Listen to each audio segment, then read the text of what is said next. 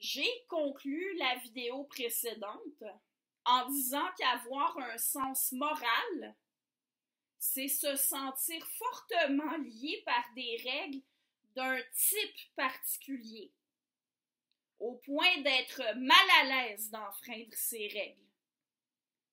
J'ai expliqué en quoi consistent les règles morales.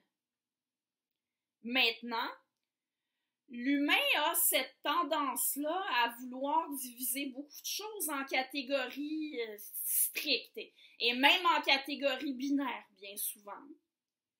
Dans le cas qui m'occupe ici, on divise volontiers l'humanité en deux groupes. Ceux qui ont un sens moral exemplaire et ceux qui n'ont pas de sens moral. Quand quelqu'un a des défauts, surtout si ce sont de gros défauts, qu'il enfreint beaucoup de règles, mais plusieurs d'entre nous avons tendance à dire que c'est quelqu'un qui n'a pas de morale, quelqu'un qui n'a pas de sens moral. Or, la grande majorité des humains, même ceux qui ont des gros défauts sur le plan moral, ont un sens moral. C'est-à-dire qu'ils conçoivent certaines limites qu'ils ne se sentent pas à l'aise de dépasser. J'aime bien illustrer ça avec les personnages des Simpsons. Si je vous demandais si Lisa Simpson a un sens moral, je suppose que vous me répondriez oui. En fait, mon expérience me confirme. J'ai fait l'expérience avec plusieurs groupes de gens par le passé. Étant donné que Lisa est quelqu'un de conscientisé à toutes sortes de problèmes politiques et sociaux, elle a de nombreux principes auxquels elle refuse de déroger. Elle milite pour diverses causes. Elle prend conscience des impacts de ses habitudes de consommation. Elle change ses habitudes s'il y a des raisons de le faire. Elle refuse de mentir pour s'avantager, etc., etc. Lisa a très clairement un sens moral. Quand on prend le personnage d'Homer Simpson, là, la réponse n'est pas unanime. Les fois où j'ai posé la question à un groupe de personnes, est-ce qu'Homer Simpson a un sens moral? Certains répondaient oui et d'autres répondaient non. En fait, la réponse est oui.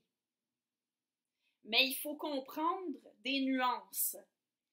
Si la question était est-ce qu'Homer Simpson est un modèle de moralité, la réponse serait très certainement non.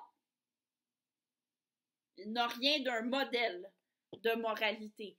Homer est égoïste, égocentrique, grossier, ingrat avec son voisin Flanders. Vous pouvez continuer la liste si vous voulez. On peut attribuer beaucoup de défauts à Homer, mais on ne pourrait pas prétendre qu'il n'a pas de sens moral. Si vous analysez l'ensemble de ses comportements, vous allez constater qu'il y a des limites qu'il ne se sent pas à l'aise de dépasser. Pensez à sa fidélité envers sa femme, sa loyauté envers elle. Ah, ça lui arrive de mentir à Marge, mais avez-vous remarqué comme il se sent coupable après l'avoir fait? Quelqu'un qui n'a pas de sens moral ne se sent jamais coupable de quoi que ce soit. Il peut avoir peur de se faire prendre, mais s'il est certain de ne pas se faire prendre, il ne se sentira pas coupable. Bon, écoutez, à moins que ça ait changé depuis que moi j'ai décroché de la série, Homer n'a jamais trompé Marge avec une autre femme, en dépit des occasions qui se sont présentées. Ça, c'est une limite qu'il n'est tellement pas à l'aise de la dépasser qu'il est incapable de la dépasser. où je veux en venir avec ça, c'est qu'avoir un sens moral, ça ne veut pas dire avoir une attitude exemplaire. Il y a des variations dans le sens moral. Tout le monde ne se sent pas aussi fortement lié par les mêmes règles. Mais dès que quelqu'un se sent lié par certaines contraintes, indépendamment de ses objectifs personnels, indépendamment de ce que lui ordonnent les personnes qui ont de l'autorité sur lui, on peut considérer qu'il a un sens moral. Un sens moral défaillant, c'est encore un sens moral. Peut-être que certains d'entre vous aimeriez un exemple concret de ce que ça peut donner.